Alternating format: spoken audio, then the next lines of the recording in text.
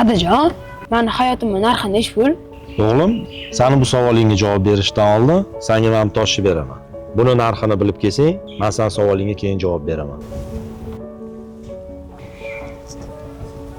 Assalomu alaykum amaki. Vaalaykum assalom. Toshning narxi nechi pul? Bu toshingni narxini bilmadim-u, lekin mana men bu ayuchaga almashishim mumkin.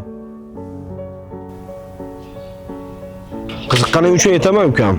Lekin meni kolleksiyamda bunaqa narsalar yo'q-da. Men buni ola olmayman ukam. Assalomu alaykum amaki. Vaalaykum assalom. Bu toshning narxi nechi pul?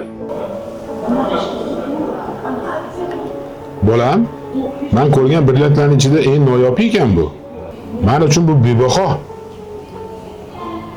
Adajon, bu tosh haqiqiy narxi nechi pul o'zi? Ko'rdingmi bolam? Bu toshni senga narxlagan insonlar o'zini fikr doirasi, o'zini dunyo qarashidan kelib chiqib, senga narx belgilashdi. Lekin seni hayoting bebaho o'g'lim. Hayotda shunaqa insonlarni o'zing atrofingga yig'ginki, ular seni fikrlashingni, ular seni dunyo qarashingni hurmat qiladigan bo'lsin. Shunda sen hayotda o'zingni o'rningni topasan.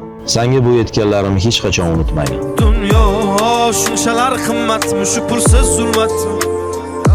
Boylik eng ulug' ne'mat, yo'qmi inson qiymat?